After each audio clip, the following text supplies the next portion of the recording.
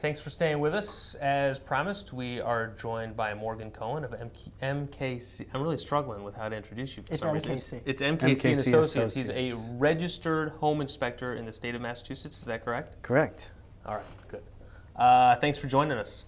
Thanks for having me on the show. Yeah, you are our fourth guest for our fourth show. So excellent. And our third home inspector. So this should be really interesting. Right. We'll think of more questions if we can. So you had the great privilege of listening to the first segment. So I guess my first question is septic versus public. If it were your home, which would you rather have? Well, personally, I'm just used to being on city water, city waste systems because that's just where I've lived in my life. From a standpoint of, a homeowner, it's really based on geography. Most people associate rural homes and areas outside of urban areas to require septic, and then areas that are in urban areas to require or just have city or beyond city sewer. So when you get into these suburbs where you're kind of going out just beyond the city infrastructure, it's just what it is. It's what ends up being what it is. You play the hand you're dealt. Yeah, and I couldn't really speak to market desirability and so forth, but a septic system is considered something that will fail, and its typical average life expectancy is 20 to 25 years. So a buyer of a home that has a septic system, even if it's brand new, will be anticipating. And there's some maintenance that goes along with the septic that you don't face with a sewer. Exactly. So, they're also on the opposite side of that is that we have a lot of older homes in Massachusetts that are on city sewer but have very old piping going out to the street. And a lot of people think that, oh, that's old cast iron piping, it lasts forever, it'll be fine.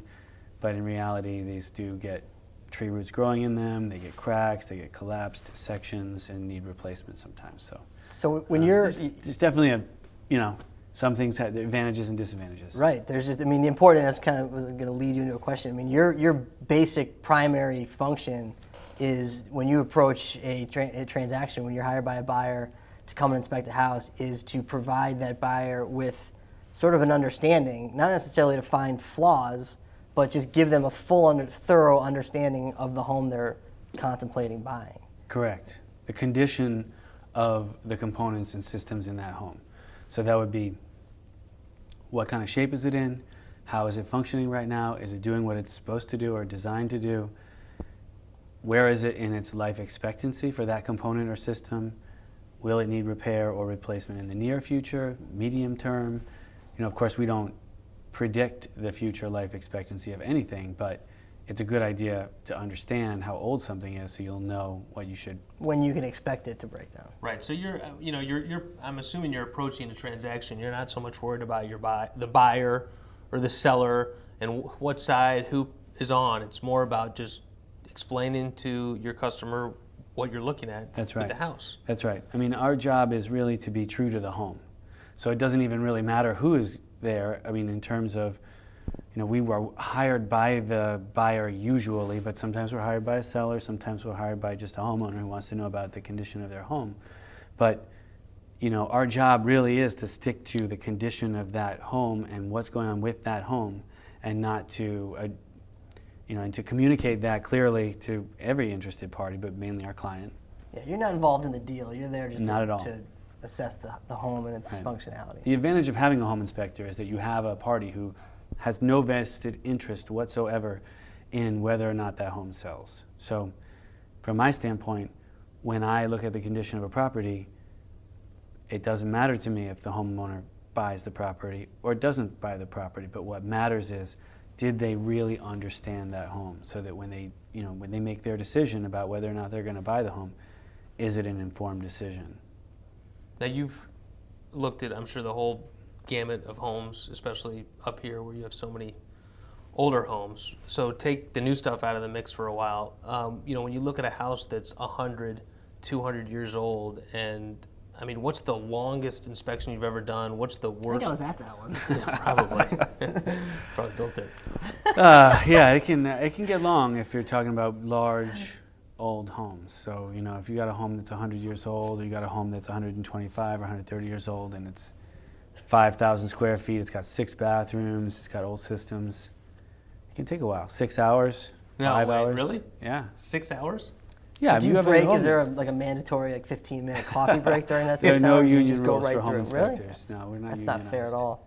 No, we can take a break if we want to, but it's just you got to go through all of those systems. So if you look at a home that's that old, Yeah. we're talking about, say, these homes that are 5,000 square feet, they probably have 3 or 4 different roofing systems. There's like a main roof, there'd be a copper roof, there's a porch roof, there's a detached structure. Maybe it's a carriage house, and a carriage house might even have an in-law apartment in it. So you're talking about a whole nother structure with all of its systems and its own foundation and its own issues, its own electrical.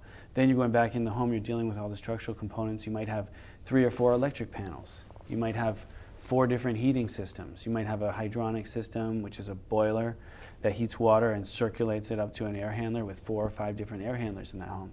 So these systems in these homes get complicated, and you need to inspect every part of that. Right. So if you go through each of those components and really look at them, and you're taking pictures, and you're communicating Educating those them. issues to Right. the client, and you're notating those issues and making sure you're staying organized.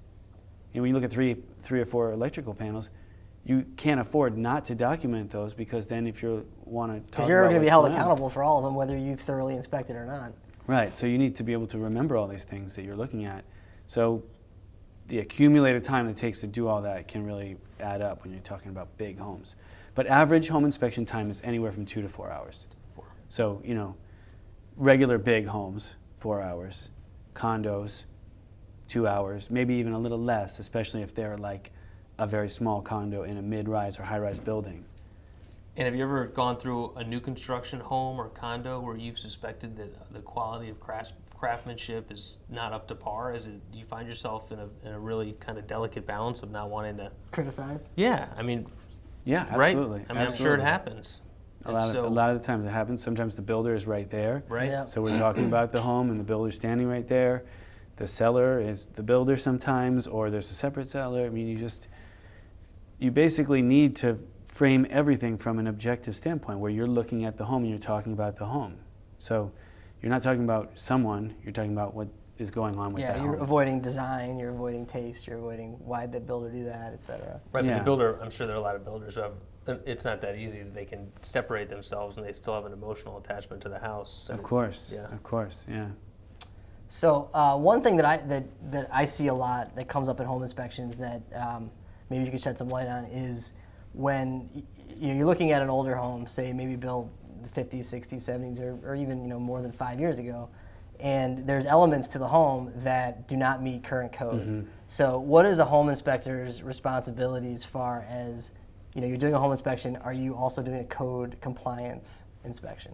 That's a really good question, because that does come up a lot, and it's complicated. The answer to it is a little bit complicated, because basically we're evaluating the condition of the home, and as you're well aware, building codes have evolved and changed over the years to improve the quality of buildings and improve the safety primarily. So a homeowner is not required to make their current home conform to today's building codes if it was built under a different standard. And a buyer is not required, or a seller is not required to do that as well during a transaction.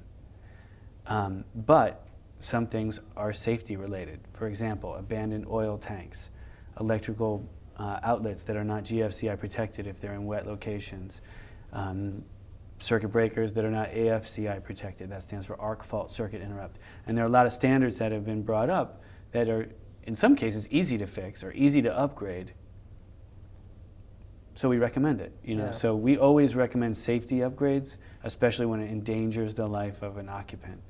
But we are not allowed to perform a building code inspection. So we're not allowed to inspect for building code or enforce building code. Right. Right, so code only And- applies to you or when it coincides with safety. I mean, is that where you kind of, how you justify Yes going and into no. that? I mean, for example, you look at a home that was built in 1890, and you look at the stairs.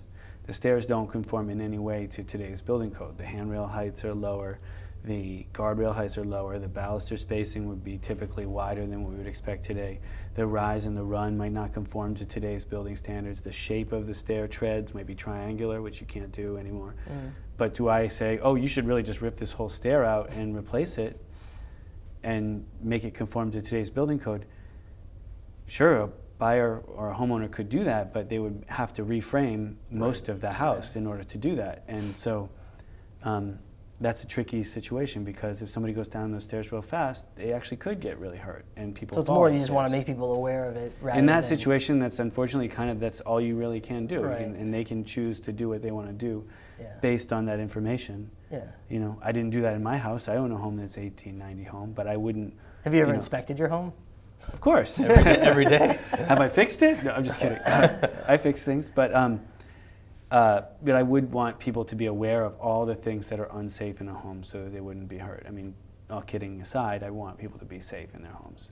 It's kind of unique being up here in an area where, you know, there are no older homes in this country than there are in this area, and you know, as compared to being an agent, you know, somewhere in Atlanta, you Or know, or Phoenix or something. yeah, you know, and you're probably just exposed to such a wider variety of things, and probably learned a lot over the course. You ever run into it's something? amazing, yeah. You ever run into things that you can't get your arms around it? Sure.